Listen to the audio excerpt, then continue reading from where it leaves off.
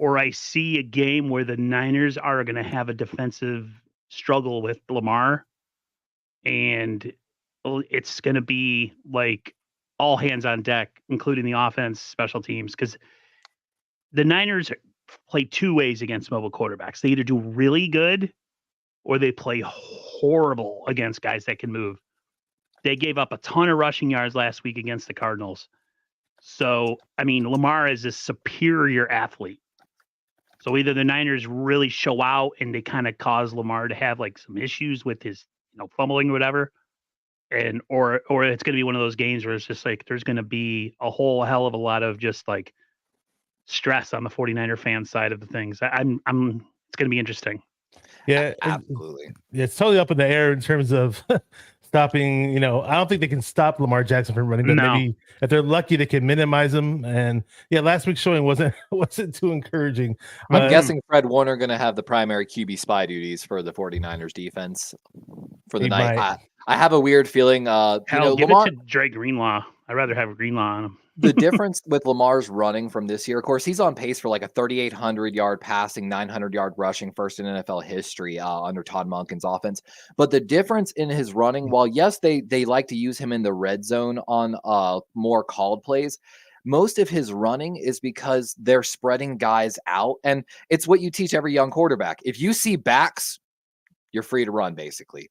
Spread them out, and if everyone's got their backs to you in man coverage, you're gonna have a lane eventually. And then Lamar's better than anyone in making at least one guy miss. Oh, he's the modern day version of a Michael Vick, you could basically say. I mean, oh yeah. And what I was gonna say was that the 49ers only give up 3.8 yards per carry versus quarterbacks for the season. But all that can change when you face Lamar Jackson. So trust me, as confident as we are in our defense, there's definitely some things to be worried about. If the Niners do come away though with a secure win in this game, I expect the Super Bowl talk to explode from your fan base, and rightfully so. Like you guys are the best team we've faced all year. Now we kept saying that with other teams, but I really truly believe. I've been telling defense and offense. This is the only one I've been worried about. If I'm not mistaken, of course, the Ravens defense, lowest amount of yards per play in the NFL this season, like approaching historic numbers. But of course, on the opposite side, the Niners, yards per play on offense, they're blowing everyone out of the water. Ayuk only 50 receptions for over 1,000 yards. That's like 30 less receptions than everyone else that's on that pace, basically. So he's doing it on half the targets. Just the firepower available on your offense. I've talked about this stat a little bit earlier in the week. There's a stat called DVOA that measures like how good two teams are and compares and creates like a score for the matchup. This is the highest rated DVO game in like 16 years, dating back basically to the undefeated Patriots versus the undefeated Colts, Tom Brady and Peyton Manning back in 2007, basically. So this really is potentially game of the decade. Well, game of the decade. Damn, hot diggity damn. I guess we're kind of downplaying the matchup. I mean, we are saying it's a game of the year, though. You can definitely say that. Yeah. Let me ask you this, because I know you mentioned Super Bowl or whatever. I wanted to go back to the Super Bowl that we played against you guys.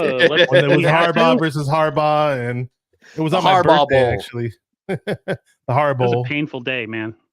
It was great. It was great for you. It wasn't. It ended great. It wasn't great till the final 7 seconds or so, like last second, play. Yeah, I hated the play calls at the very end, though. Oh, bro, I'm still mad at that. Run the ball with Gore. No, we're gonna throw fades to a guy that throw it to Vernon Davis or run it to Gore. Do something don't know. different. Of course, everyone knows the lights went out, but the entire Turn off third the quarter, lights in here, the Ravens didn't have headsets.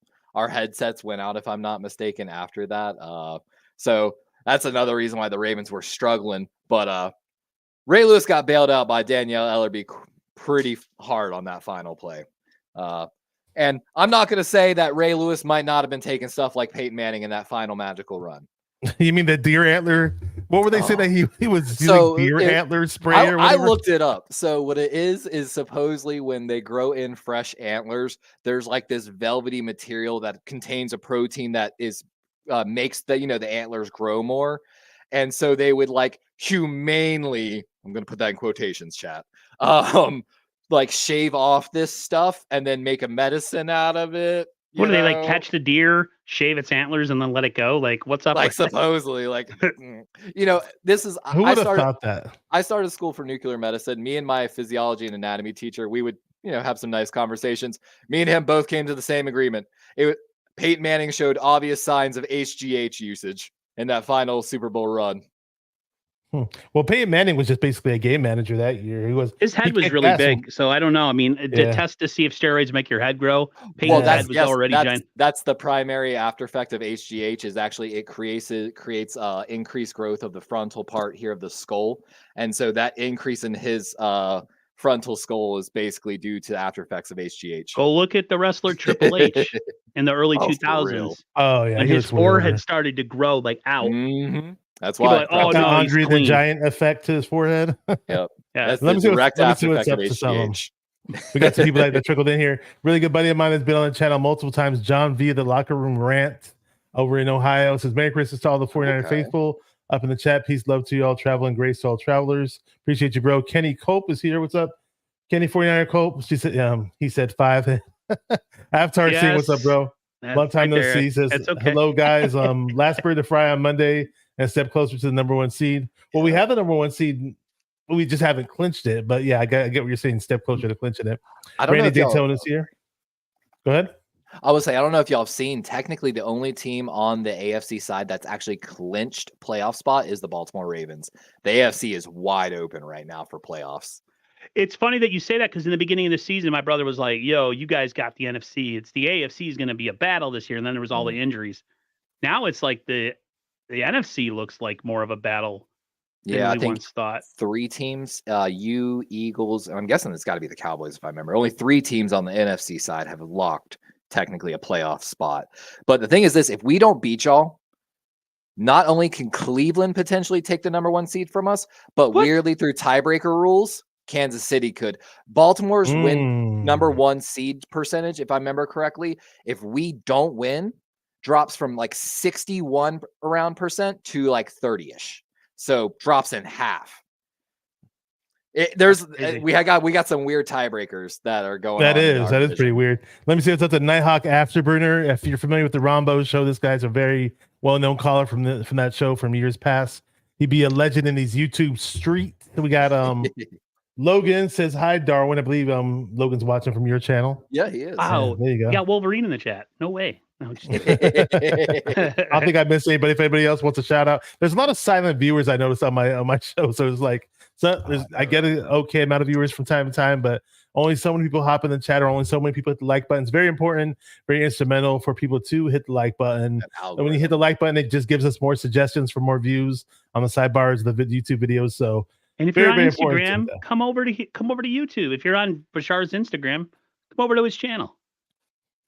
Oh yeah, so that's another thing. I'm streaming on Instagram now as well. It's a new feature that they implemented. So shout out to anybody who's watching on Instagram, but just make sure to hit the like and subscribe button to the regular YouTube channel. If you are not on there, you can join the chat on there. And there's no way for me to actually display the Instagram chats on StreamYard on this broadcast. It doesn't let me do it, but I hear there is a way to. Now they implemented the Twitter chat. So if anybody's chatting on Twitter and they're watching on Twitter, I can throw it up on the screen, but I haven't seen that just yet. But they said it's a new feature.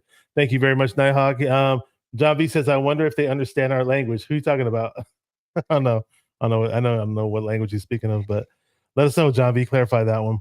Yeah, but I mean, I mentioned the Super Bowl that we played. That was just like, I was so pissed when you guys ran that kickoff on us. I literally went to the backyard and I sat down by myself for like 5 minutes. Then I went back inside and watched the rest of the game. And that was just that was a tough Super Bowl to watch. It was fun for a minute, but then at the end it wasn't.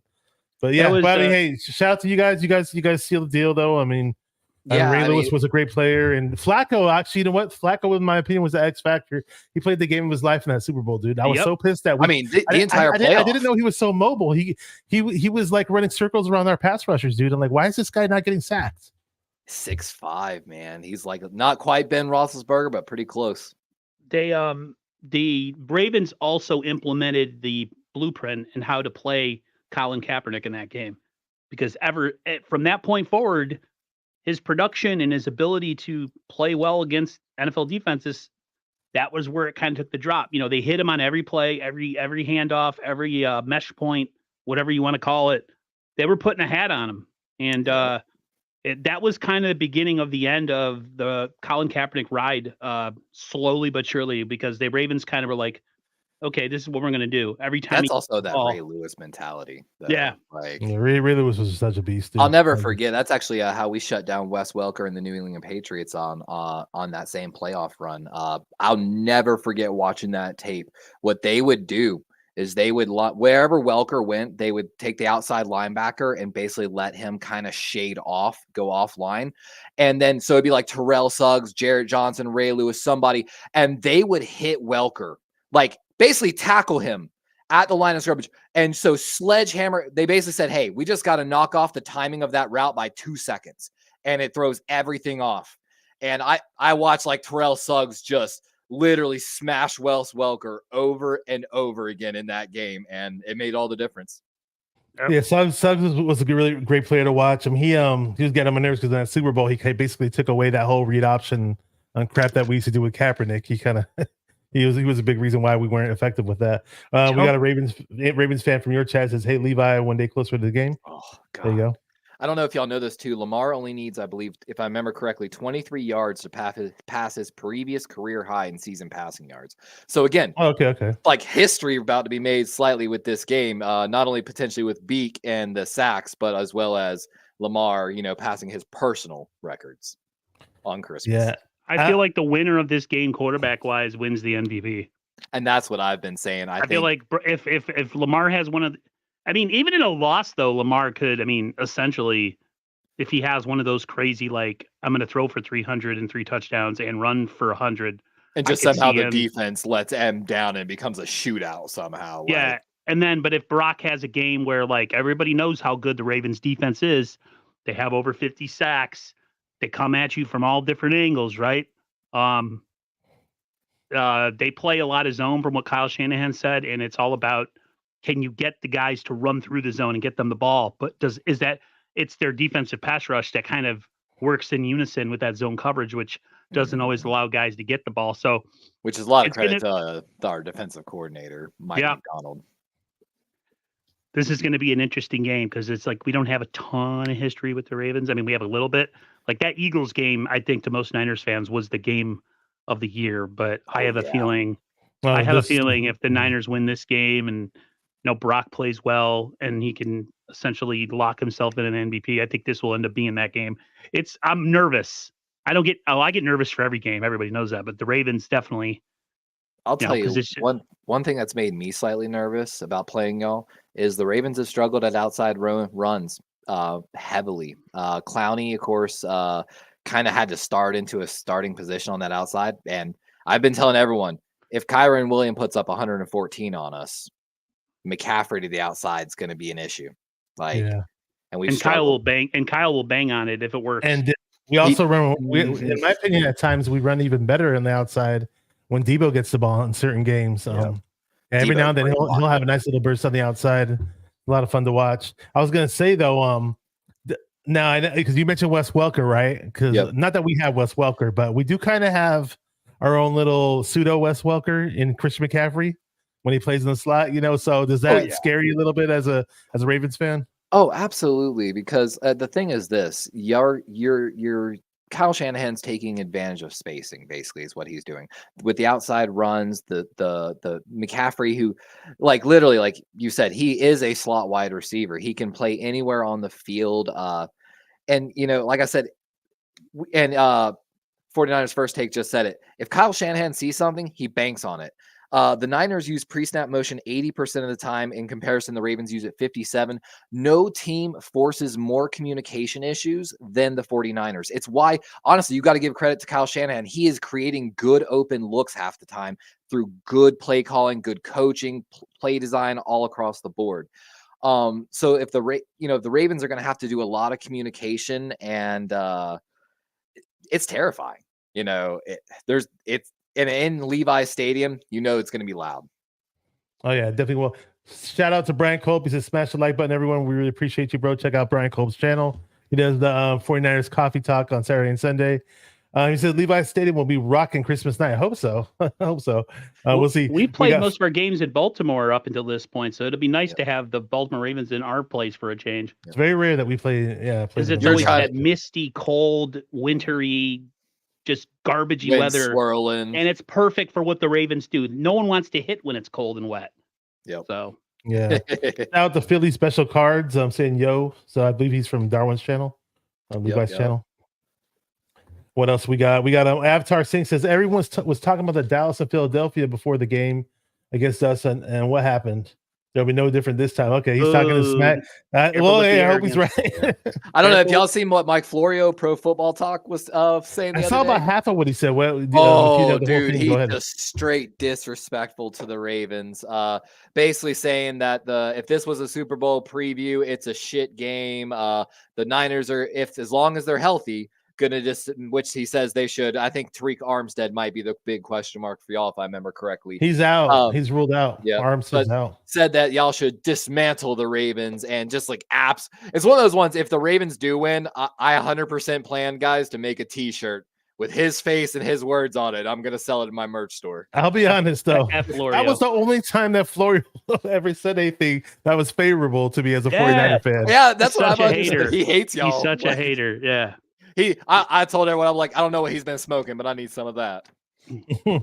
What else 49ers do? I can't be like confident, but he's one of those guys he's like one of those guys like that Nick Wright.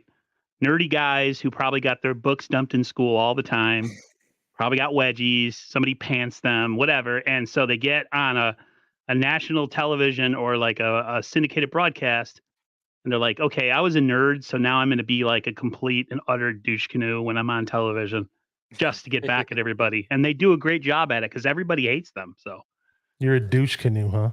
Yeah, douche canoe. I was gonna say something Nick Wright said something like because they were talking about the MVP race, right? And for 49er fans, they were talking about CMC and Brock Purdy, but he said that 49er fans would rather have CMC as the running back and then Sam Darnold as the quarterback.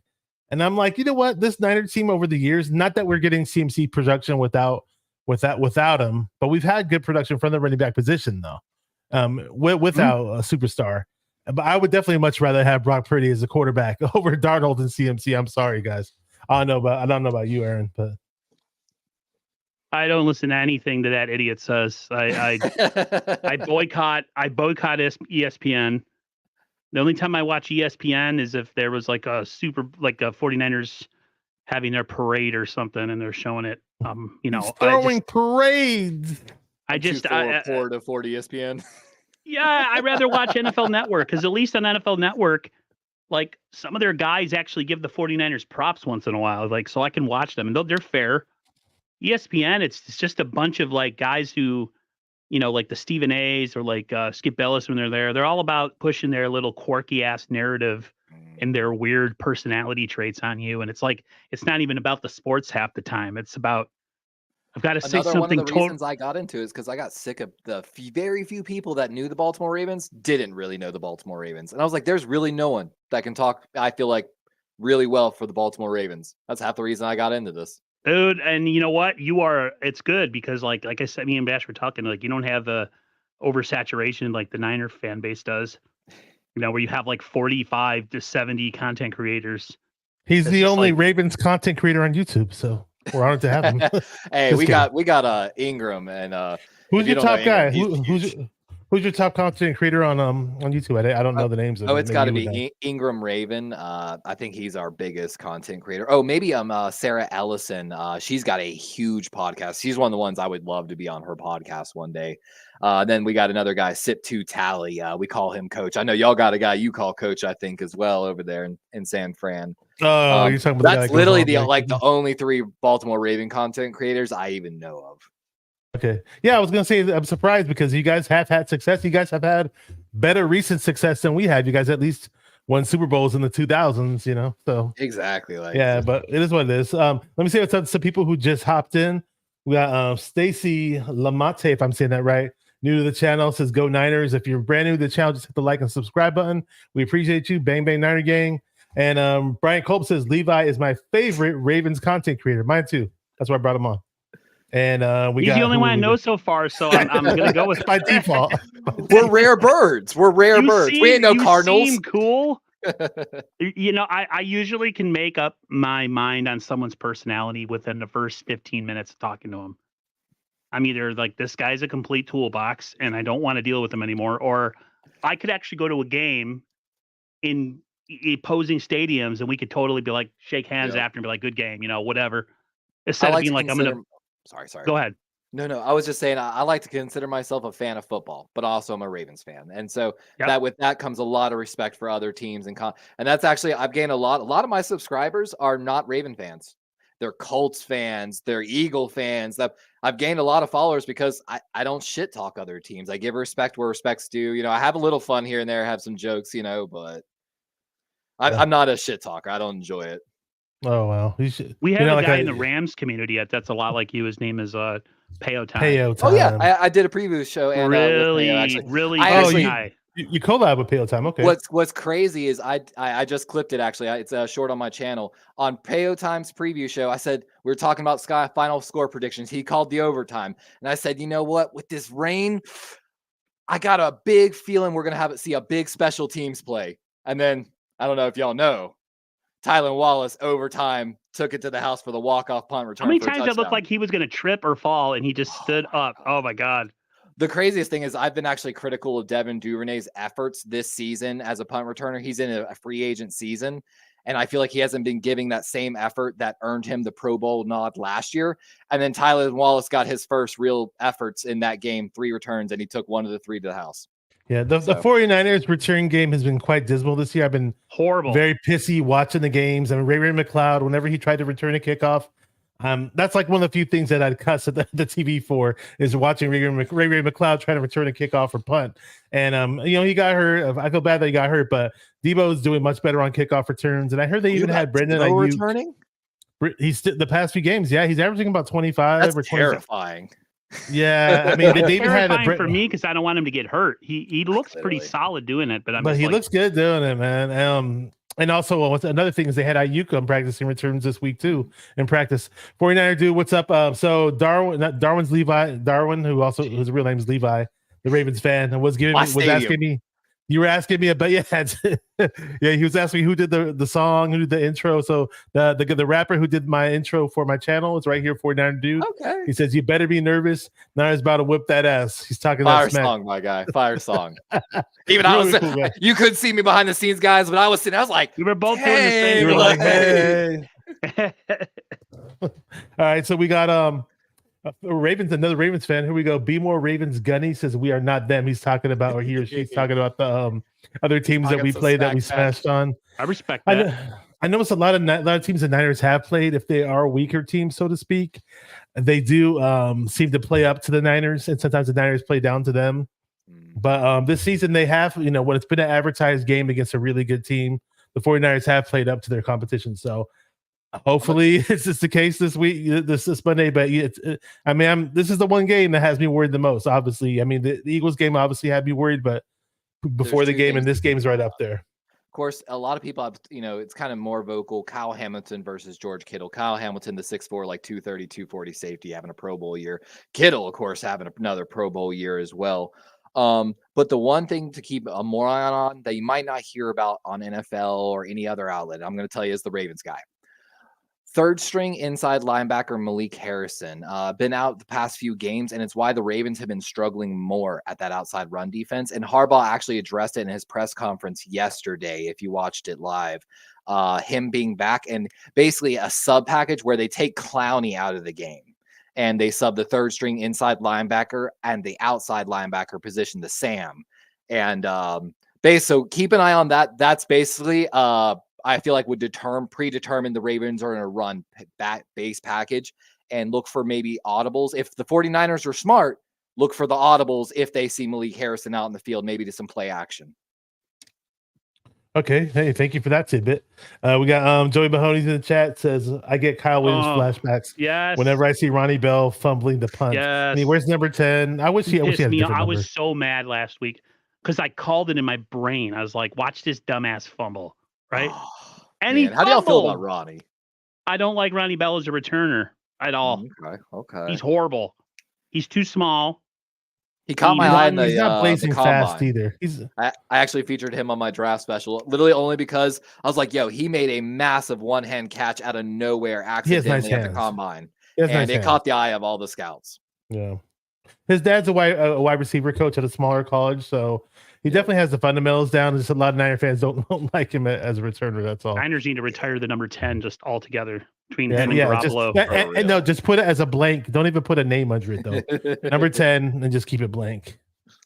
Because we don't want Kyle Williams or Jimmy's name on the stadium or the Ring of Fame or whatever. D&D, do not discuss. Exactly. So Red Shell says, honestly, this is the statement game and how fitting both teams are at their highest levels, respectively. Totally agree.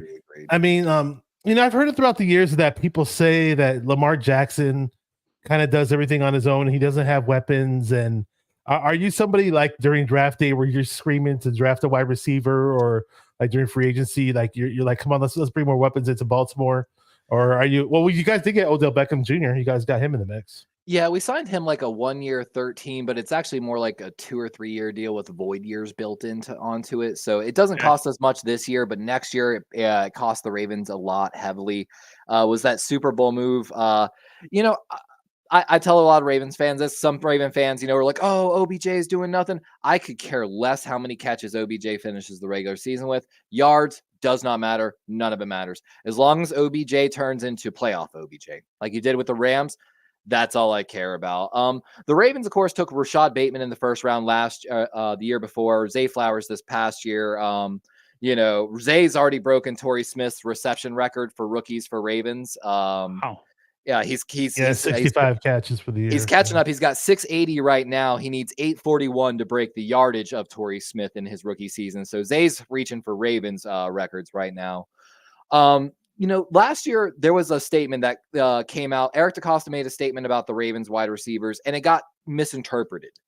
Yeah, they made it seem like he didn't believe in his wide receivers. But what he was truly saying is, no, I feel like between Devin Duvernay, Bateman, Prochet, Wallace, who took it to the house. These guys, I feel like we have a lot of guys and we need to give them a chance to develop. Of course, under Giro, he gave nobody any chance to develop at all, especially at a wide receiver perspective. Greg Roman. Niner fans don't like him either. Dude, do not say Greg Roman, please, man. You're going to open up a can of worms. I couldn't stand him as our D coordinator. Grossi raided me actually one time, and I got Grossi's raid chat to start a Fire Greg Roman chat in my chat.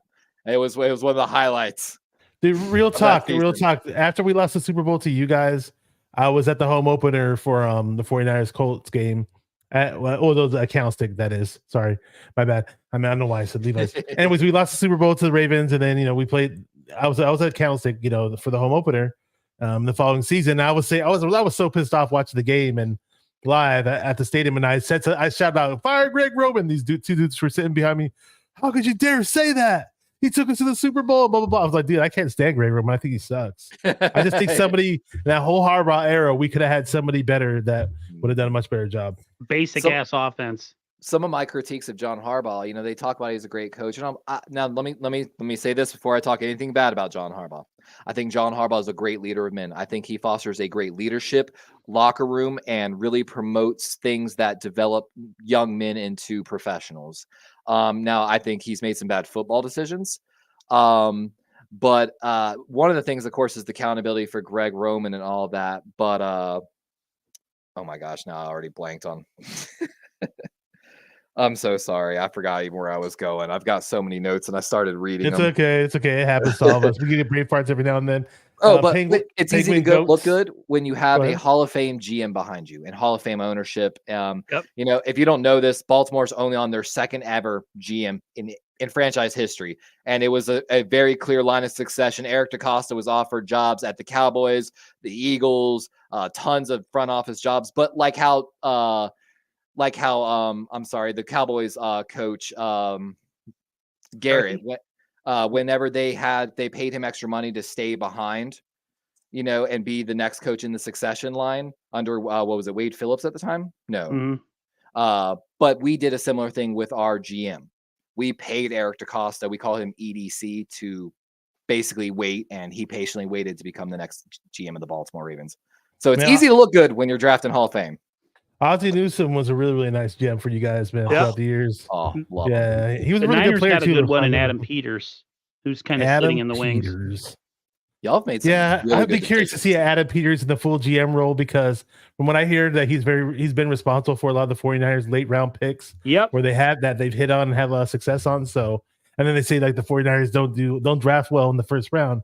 Every now and then we may pick up a guy like Bosa or Ayuk, but I'd love to have like a complete draft and finally have a first and second rounder and a third rounder coming up in this draft. So we got picks all across the board. So it's gonna be interesting. We got Penguin Goats, his name, I believe. It says, what the hell is up on your channel? There you go. So he's a Packers fan. He's actually came in from Grossi Posse. Oh, there you go. Okay, cool. Shout out to Grossi. Everybody's a big fan of him. Honestly, I need to watch some more of his channel. I only knew about his channel because you guys all met him. And did you meet him? Actually, I know Ryan did. I've actually never met him. It's the Okay. funniest part about it. He's rated me so many times, and like I said, I'm trying to collaborate with him as well. Hopefully, we'll get a reply. Yeah, definitely. Let's talk about that D tackle that you guys have, because I am worried about that guy. Is it Madubuike or Madubike or? Yep, Justin Madubuike. We call him for short. Got 12 sacks so far, man, as a D tackle. 12 sacks, 11 in consecutive games, essentially. Hopefully trying to break NFL history in this Christmas game. Again, you got to give a little bit of credit to Mike McDonald. He runs so many stunts. Michael Pierce, the former nose tackle, of course, came Baltimore, played until he got that giant contract with the Minnesota Vikings, came back to Baltimore. He's got 5.5 sacks on the season, despite being only known as a run-stuffing D tackle. Madubuike, though, the Ravens did try to sign him to an extension this past summer. And he pulled a Joe Flacco. He said, I'm betting on myself. And now he's looking at Hargreaves' money. But he's an absolute animal. He beats you with power, speed, and just Mike McDonald puts him in great positions. He never hit double-digit sacks prior to the season, I believe. This is the first year where he's really gotten he's the first a whole lot. Hit double-digit sacks since Terrell Suggs, I want to say somewhere around 2017. Yeah, what's impressive is he has 30 QB hits too.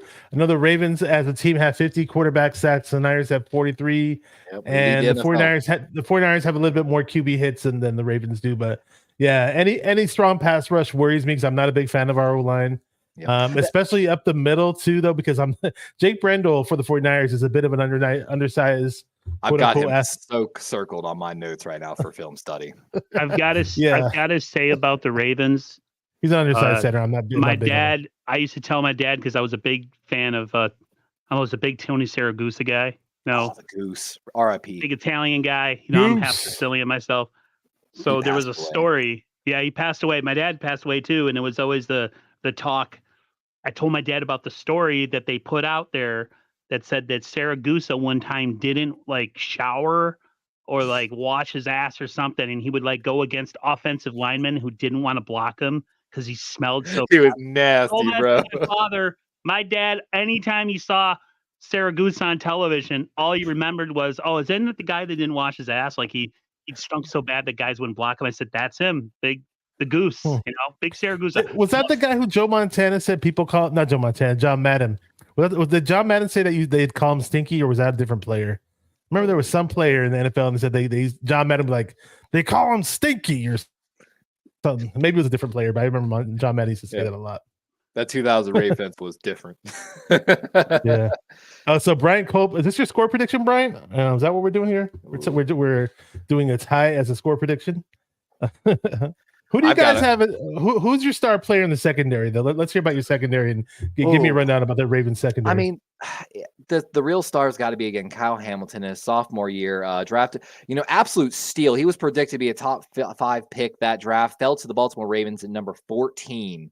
Like I said, 6'4", 230 around that range. He, a lot of people are talking about he is that different generation, these new guys coming out that are just next level. He plays slot, he plays deep, he can play anything for the Baltimore Ravens. He struggled his first year with some communication issues. I have featured that on my channel. He blew the Miami game last year, if I'm not mistaken, the beginning of the season.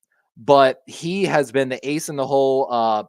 he also plays. What happens is he moves up to the line of scrimmage, plays basically as that big nickel guy for the Ravens. Again, 6'4", 230. He's basically the size of a small linebacker. Yeah, it's a big dude. But can run with guy. any slot wide receiver as well. But that allows Marcus Williams, the big free agent acquisition from New Orleans a while ago, to play his true free safety. And then Geno Stone, who was leading the NFL in interceptions for a while, to slide into the strong safety, but still play the deep back end.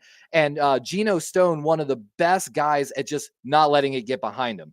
And that's actually the same reason we signed Marcus Williams, despite, I think, what was it, like Minnesota took him deep when he was in New Orleans his like rookie year. And it was the highlight reel tape, that miracle play.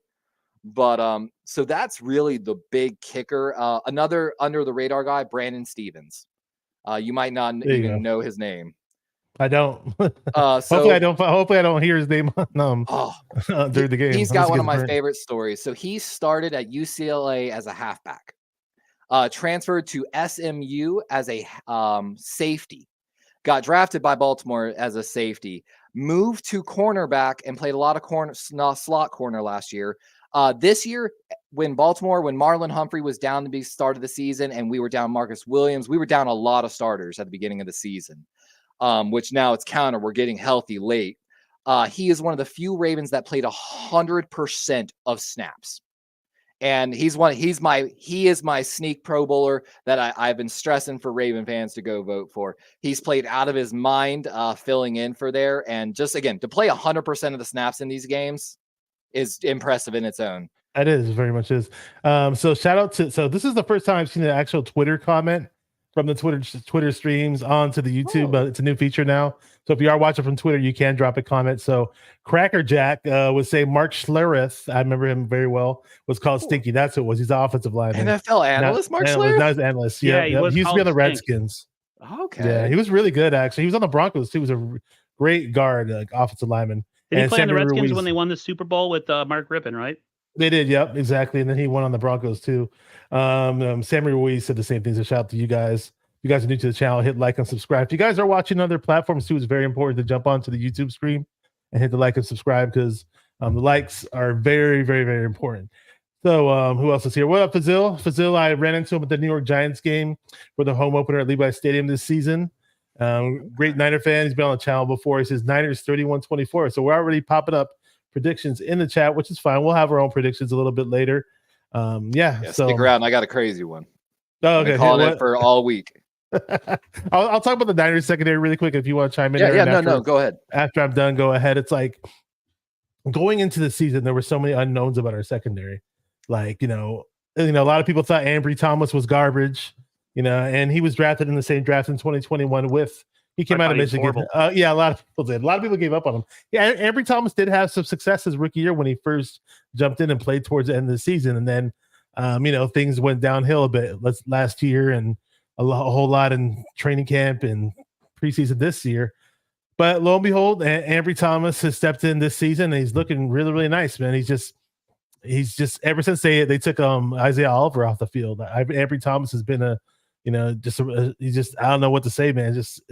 It's surprising a lot of Niner fans out there. Same with Diamador Lenore, man. Diamador Lenore, some Niner fans doubted him, and he came out of Oregon.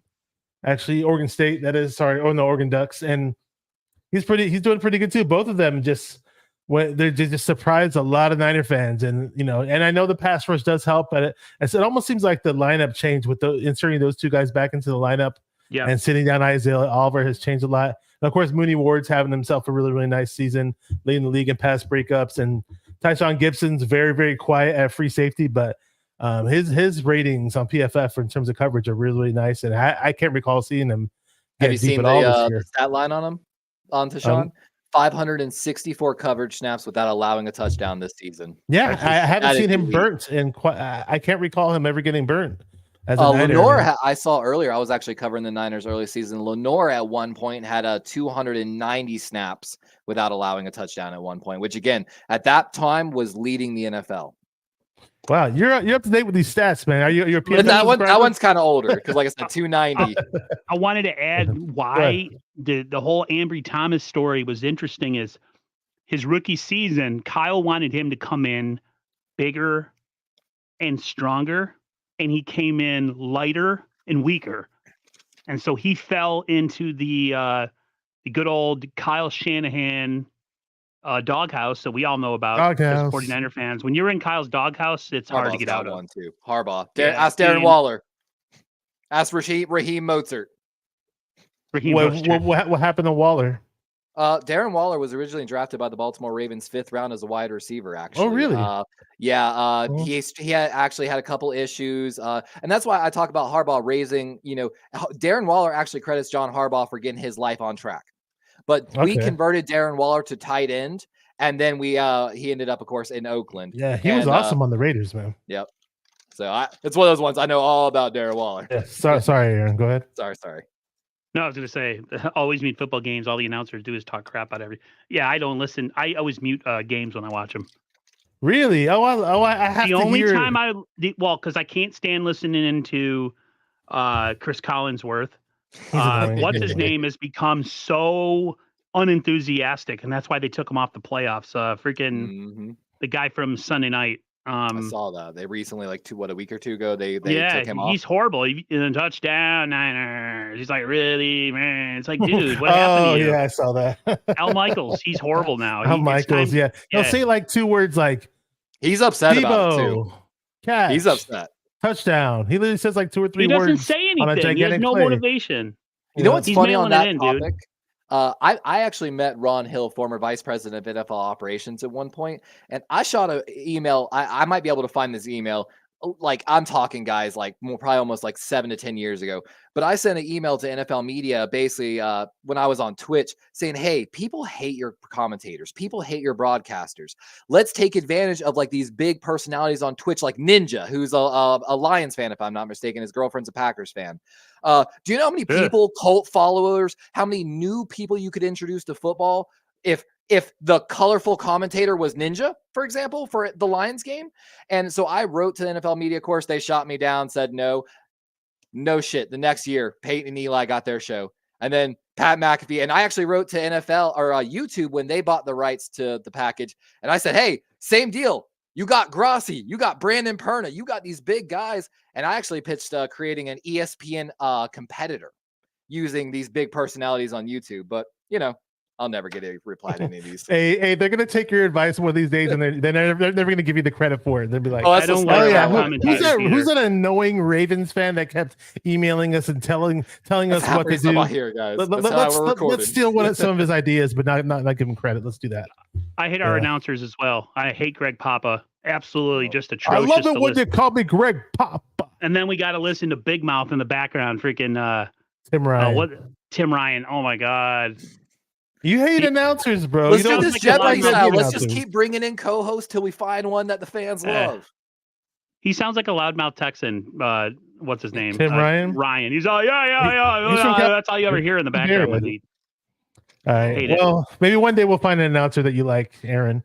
We did. Joe Starkey. What about Ted Robinson? You didn't like Ted Robinson? I like Ted Robinson. Yeah. I like Ted Robinson a lot. I can't stand Greg Papa. He's atrocious.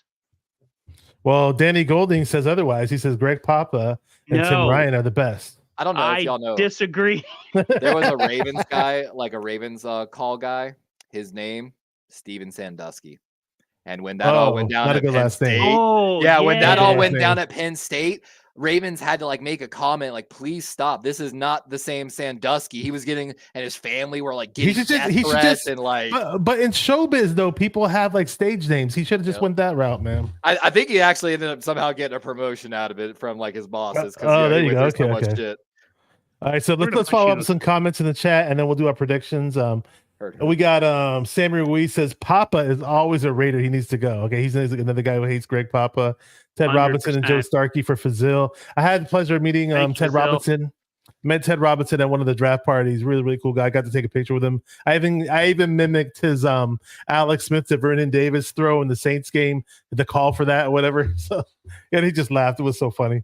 Who else is up in here saying some good stuff? Let's see. Oh, we got Charlotte Candy, not Charlotte Flair from WWE, but I was thinking the same thing. Charlotte Flair. Yeah, you were thinking the same thing, huh? Charlotte Flair, huh? Ravens flock. You got a little Ravens fan up in the house. Yeah, that's good. They started Yeah, man. dropping. Much respect to what you guys have done, and we always struggle when we play you guys. And I was at one of the games when we beat you guys way of course, back. Lamar 19-1 against NFC teams now. Yeah, I know you guys. I know. But y'all are trying to kill all the bird teams this season. But one's got to give. Aaron has to read this comment. Here we go. Aaron hates everyone. He's never happy. I don't know. He seemed pretty cheerful when I met him backstage for the show. We had a good conversation before the show started. I like a small circle of people. And online talking to people my anxiety is not as bad as when it's like a lot of people in real life because we're kind of far away. You know, I don't know. I'm happy depending on who I'm around. If it's someone I really like, feed off that energy. I'm nonstop smiling. If it's listening to Greg Papa and our Darwin's Ravens. Yeah, like I just like I want to throw up in my mouth. No, you're good, dude. I'm not messing with you. You're good. You're good. No, it's you should be a Niner fan. Come on, man. After this game, we win. You be a Niner fan. I've been trying to recruit me all year. Yeah. Hey, we here. Hop on. It's not like we got plenty of contract creators here. We got Manuel Marquez Pintor, if I say that right. Says, is Danny Gray still on IR? He'd be nice as a partner. Right. I would love to have Danny Gray up in the mix with his 4.3 speed. And he's not a 4.3 guy who's built like a stick figure. He's actually got a nice solid build to him. And Mo Mahoney up in the chat put me on the Danny Gray way before we even drafted him. And I was excited about him. He's excited about him. But I think he might be in that Shanahan doghouse. And you mentioned doghouses with your team too, Levi. Yeah. Harbaugh is always just... sometimes he favors one of my critiques is Harbaugh. Sometimes he favors veteran loyalty and like leadership in the locker room so much that I feel like it inhibits the growth of some of the younger rookies over the years that they're just not getting those snaps. Yep. Case in point, Raheem Mostert got put on our practice squad because I think Mark Ingram was on the squad at the time. And, you might now know Gus Edwards. I've been pounding to Gus the Bus for years saying he should be the lead back for the Ravens. Yeah. He's got a lot of TDs for you guys, man. Almost every season he averages 5 yards and ends the season with like 800 yards and 5 yards per average carry. It's funny, a little fun story might make us feel old here. You're talking about kick returners. Have y'all seen some of the young studs coming through, including Devin Hester Jr., wide receiver, Athens, Georgia? I haven't seen him. No, Devin Hester Jr. I haven't seen him. We also got Cole Pennington. So Chad Pennington's son. Saw that too. Marshall. Yep. And then Owen McCown, Josh McCown's son, UTSA. Guys, starting we're old. We're getting old, guys. You can draft Devin Hester's son to be your next kick returner. 6th round pick. Knowing the Niners, they'll probably drop the running back instead because that's what they love to do. They love to waste running back picks. Joseph Mahoney says Aaron hated Nick Bosa early in the season. I was a little critical of his non-production. So I can admit that. I'll take the heat for that one. I was a lot more confident in our chances to win early in the season before the Chase Young acquisition. Something I haven't talked about a little bit. Let me touch on if I have time. The Patrick Ricard. You probably know him, Pro Bowl fullback. Oh, yeah, fullback. Todd Monken doesn't traditionally use a fullback like most offenses. So what he's done a lot this offseason is spent time in the tight end room, wide receiver room, and the offensive line room. So what they've done is they are deploying him offline like an extra tight end or offensive lineman because he is 300 pounds. So that's how we were effectively able to negate guys like Myles Garrett, is because wherever Myles Garrett lined up, Patrick Ricard followed and assisted the tackle. And he's a bulky fullback, that guy, man. He's a load. How much does he weigh? 300. Do you know his story? Yeah, he's huge, man. He's actually an undrafted rookie free agent defensive tackle. Okay, again, that's what it was. Could not break the starting lineup because Harbaugh's veteran, Derek Wolfe on the squad, if I'm not mistaken, at that time, just signed him. But he couldn't crack the roster, and he was playing pretty well. And the Ravens didn't want to let him go. And they said, hey, man, we really need a fullback. You want to try it? And so he transitioned from defensive tackle to fullback. So that's why he's 300 pounds. And the lead blocker that he is, because he's got that defensive mindset, but as a fullback. But look to watch where he lines up. I never seen him run the ball, though. I never seen him carry the ball. And now I'm going back to thinking about our fullback, because there's some Niner fans out there who are really high in Kyle Juszczyk, and I don't know. I guess I'm like the oddball who doesn't care about Juszczyk that much. I love Juszczyk. Every now and then he throws a nice block, but like when he has the ball in his hands as a runner, for example, he doesn't impress me one bit as a runner. I think he's overpaid for a player that we barely have on the field. I mean, he only plays like 15% of the snaps, it seems like. I don't know. I'm just not a big Juszczyk guy, but I mean, he's a good guy for the locker room and whatever. And some other Niner fans like him, but I don't know. I like his hands. Feed there. What's that? You got a lot of mouths. We do with that offense. So I like. I wouldn't mind them moving on from him as well. I'd just rather get a guy who's cheaper who could do the same thing. I guarantee you, we could just draft some fullback, pay him a rookie salary from the 5th round, and he could do get us very similar results. You go find a tight end. We had Nicoletto. We lost him. Yep. Take a tight end and transition to fullback is what you really. Or we could get a no-name D tackle and make him a fullback like you guys did. Baltimore. I don't know if you know this. Baltimore just has a really deep history of taking undrafted rookie free agents. Last year was the first year, in almost 15 years, that an undrafted rookie free agent hasn't made the initial roster for the Baltimore Ravens. 57 is an argument to that history. Bart Scott, of course, an undrafted rookie free agent that made the roster as well. Wait. What were we saying, Aaron? Can't wait. Yeah. Bart Scott was good, man. I liked him in the Jets too, man. Really CJ good. Mosley, of course, now on the Jets as well.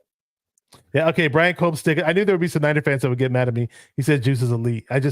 I'd have to go back and find my old Facebook post when y'all originally signed him from Baltimore. Baltimore knew we weren't going to be able to keep him with the way our payroll was. And I can probably find however many years ago that was now. That's probably 5+ years easy. We were happy here for him. We wished him nothing but the best. He was the best fullback in the NFL. I've talked about on some other channels. He's definitely a better outside blocker. That's the thing. The one thing that he has an advantage on, he gets to the outside quicker probably than someone like Ricard would. And in an outside running scheme, that's critical for McCaffrey to not have to slow down his pace, to basically wait for the blocking to set up as much. And of course, he's got great potential as a receiver, always has, going all the way back to Harvard days. That's what he was known for, as playing like a Y back for Harvard. But of course, he's getting older, so he probably has lost a step. I haven't watched him as much recently, but different style. But I feel like he's slow. I don't know. I just think he's, for what we're paying him. I just want more explosion. He's got to be 9. Okay, for example, in the last time the 49ers won the Super Bowl, we had a fullback named William Floyd. That guy was a battering ram. He was just familiar. William Floyd was so sick. Bar none, baby. Bar none from Florida State, man. Yeah. Unfortunately, he was really good, and then he had an injury, a knee injury, and derailed him. But yeah, it just sucks. But my he was biggest really thing good. is, as long as everyone comes away healthy in this game, that's my biggest thing. All I care about. Jawan Jennings and Eric Armstead are going to be out for the 49ers. There's a few. Oren Burks, I believe, is going to be out. Arthur Mullet's going to be out for the Baltimore Ravens, as well as Jalen Armour Davis. So two kind of key. Arthur Mullet has seen a lot of the snaps in the slot for the Ravens if Kyle Hamilton's not there. A veteran guy we brought in from Pittsburgh. Actually played really well, I feel like, for the Ravens. But the Ravens use a lot of 3 safety looks with Marcus Williams, Geno Stone, and Kyle Hamilton. And of course, you're going to see Malik Harrison subbed in there a little bit as well. Another guy there's 2 guys no one again knows about for Baltimore, might get their first snaps really this season. Malik Ham, an undrafted rookie free agent, had 2 sacks, if I remember correct, in the preseason against Washington. Really flashed for Baltimore, but went down early. So he's just got activated back to practice, as well as a young man named Demarion Pepe Williams, drafted out of, I believe, Houston last year. Was actually slotted to be the starting nickel corner for the Baltimore Ravens and went down to a knee injury. Again, activated back to practice, but don't know if he really game availability yet. But again, Baltimore's kind of getting healthy at the right time, which week 13 bye really helped that. So before we do our predictions, I'm just going to give you guys a rundown of the teams really, really quick. So mention the pass rushes and how similar we are to the pass rush. You guys have more sacks than we do. We have a bit more quarterback hits, and we have 109 QB hits. Yeah, you guys have 101, but you guys do have 50 sacks.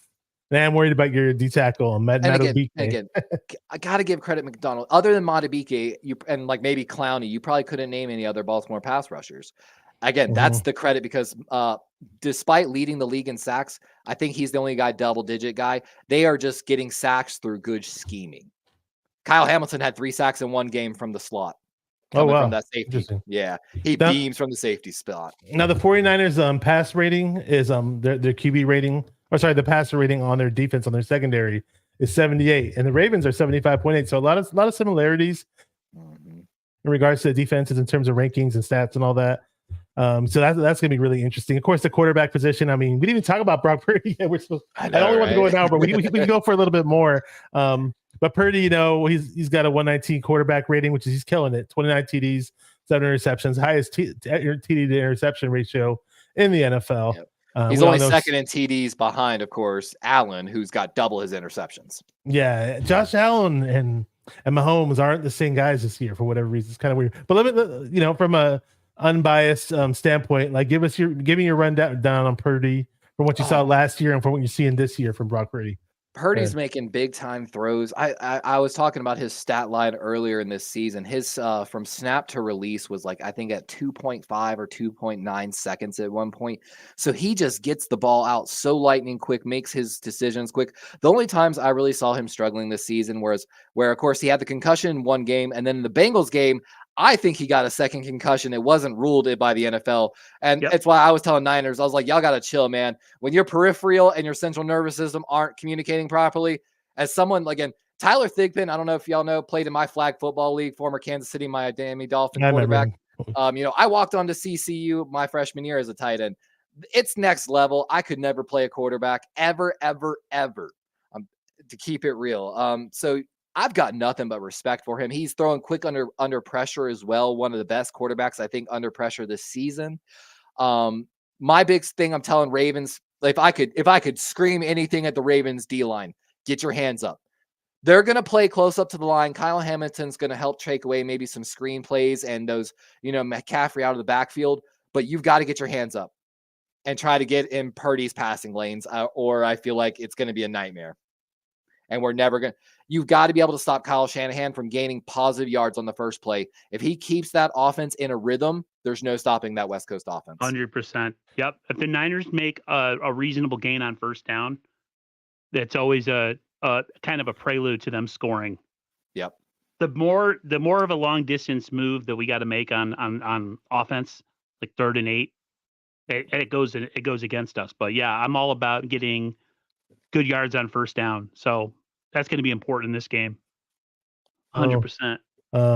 I think I told you about this, Joey, already, but he still wants to ask the question. What was up with the Marlon Humphrey quote where he said that he doesn't respect anybody on the 49ers?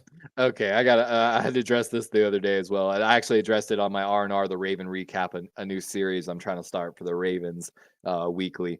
That was at the beginning of a podcast on Wednesday where they were joking around. And then actually the podcast announcer, for those that were listening and heard that little snippet that was making it around 49ers creators, the guy even called them frauds, but that was them joking at the beginning. It was in a sarcastic tone. If you actually watch the podcast, the very next, Marlon actually stops himself short from saying the Ravens might struggle to score points against the Niners offense. Goes in depth at the next 60 seconds after that clip ends, giving a lot of respect to the Niners and saying, they are who they are, it's not going to be an easy game. So, but one thing I'll give one thing in defense. One of the Ravens said, I think it might have been Lamar, said they didn't like the fact that the Ravens were underdogs in this game. Yeah. I'll be honest. I don't like that comment. I think that doesn't give enough respect to the firepower of the Niners offense, Well, of course, I think Lamar's the team doesn't set the betting lines in Vegas. And 2 evenly matched teams, the home team usually has the advantage on the betting line. That's usually how it is. So, but if he's acting like somebody on the team said something and disrespected his team, that's not the case. I didn't like that comment. I felt like that was a little too cocky.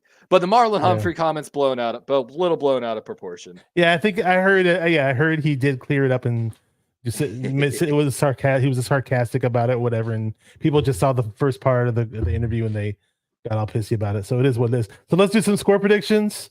We're going to start with Darwin's Raven, otherwise known as Levi. Let's go. Let's hear it. Really quick, before you do your prediction, where did the Darwins come from? Because I thought your name was Darwin the whole time.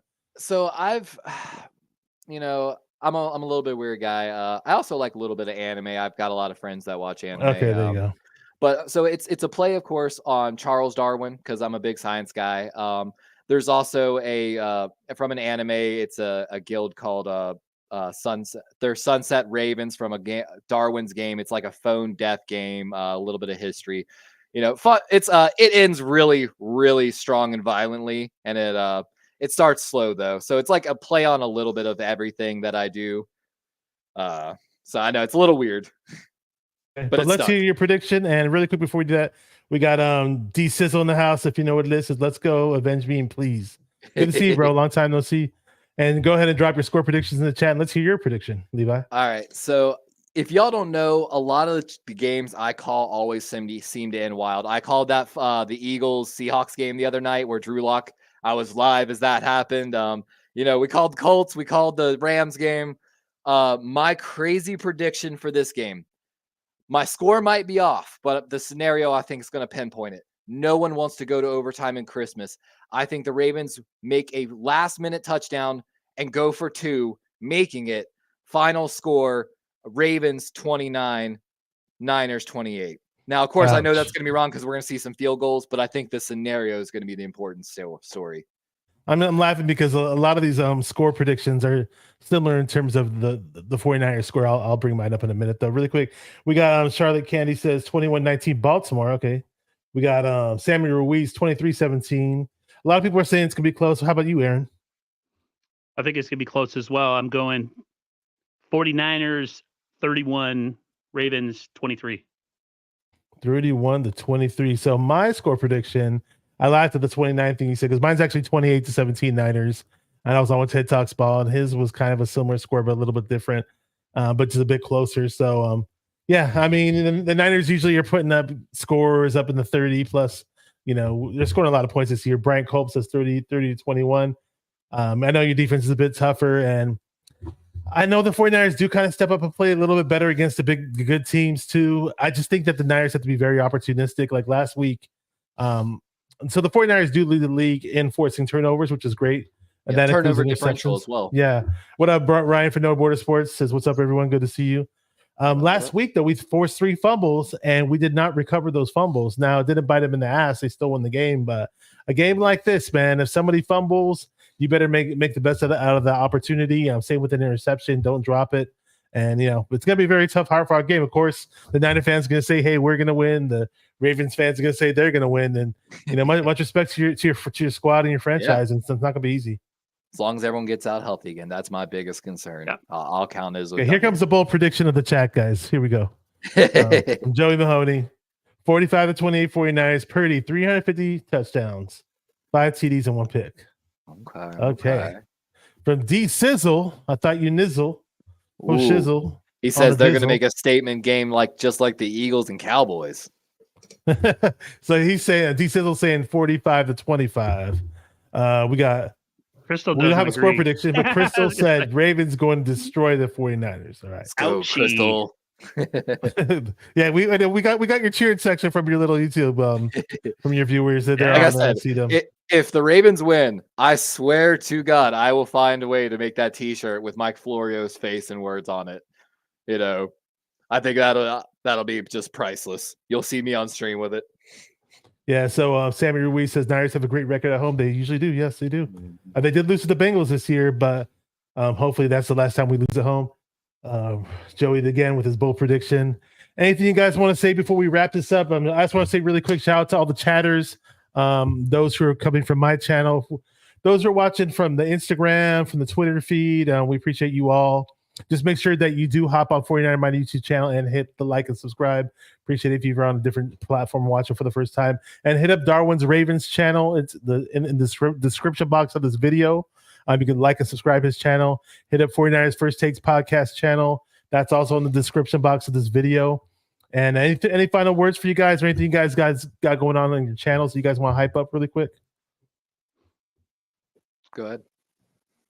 I just think that this is going to be a game, like he said, I hope everybody's healthy. I'd rather have a game with no excuses where you can't go back and say, well, we lost because so-and-so got knocked out or so-and-so wasn't playing. I mean, even with the Niners injuries on defense, they still have enough talent offensively to get the job done. So I'm just praying for a healthy game. Everybody's good and, no ejections. And really, I think the winner of this game is going to be the team that turns over the ball the most. I really think that turnovers play a huge key in games like this because they're two really, really competitively good teams who could see each other in I don't know, 2 months from now, 6 weeks, 4 weeks, however many weeks it is till the Super Bowl, 7 weeks. So I respect the Ravens. This is the biggest fear that I've had in an opposing team up since the Philly game. But even in the Philly game, I had a feeling that the Niners might go and shock the world. So, yeah. We got to shock the world. Health and turnovers. Those are the two things that matter. I was going to say, I am. It is a bit of a relief for me. I did mention this earlier that Keaton Mitchell wasn't playing. Just saying, he scares me with that speed that he has. That was a heartbreaker. Keaton Mitchell was another one of those guys. My draft specials, I focused basically on guys that were going to be second round or later, even like laying off some of those guys that were borderline first to second rounds, like Rashee Rice, Josh Downs. I covered Campbell, the linebacker for Joe, but Keaton Mitchell, undrafted rookie free agent from Baltimore. I'm telling you, if I was NFL GM, Keaton Mitchell would not have left the draft without being taken by me. And again, it showed. It's one of the ones, if you go back and watch my draft special, my running back room looks like an all-pro scout.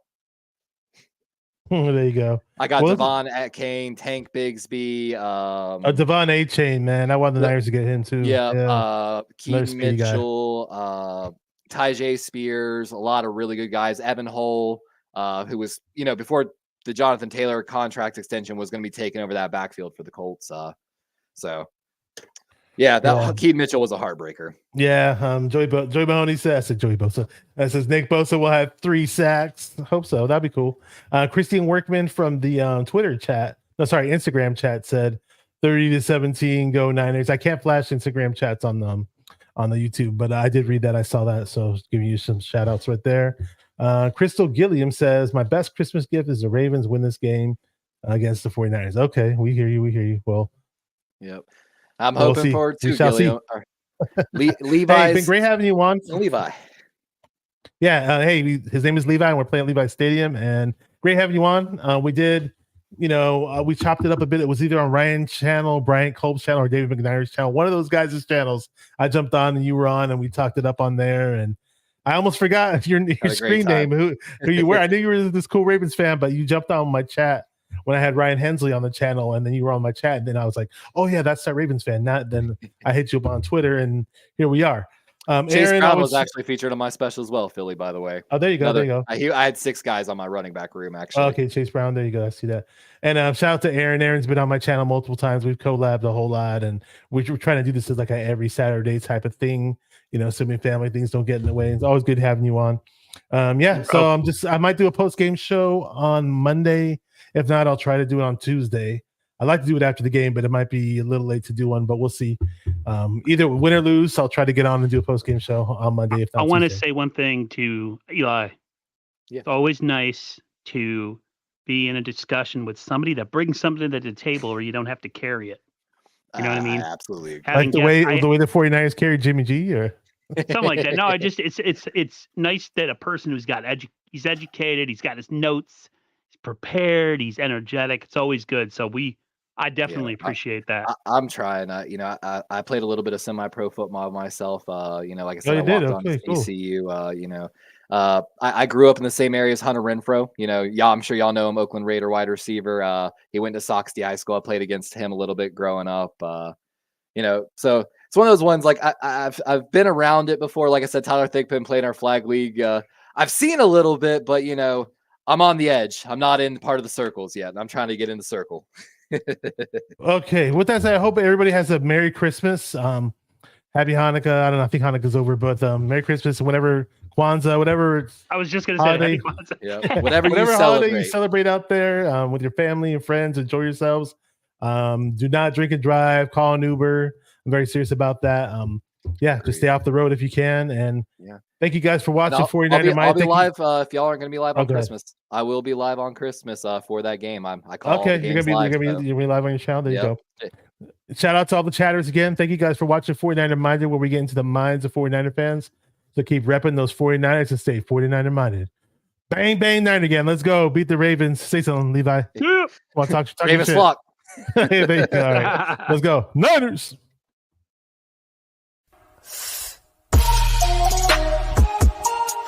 Come on, 49er faithful. Let's get it. Because it's 49er mind. We gotta do this one time for the Empire. It's 49er mind.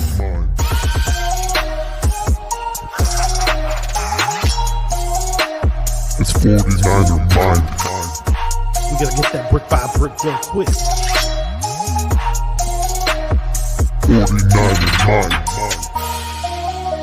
Yeah, area. Yo, we can't listen to them haters, man. 49er mind. We from the Bay. 49er mind. We them San Francisco 49ers. 49er mind.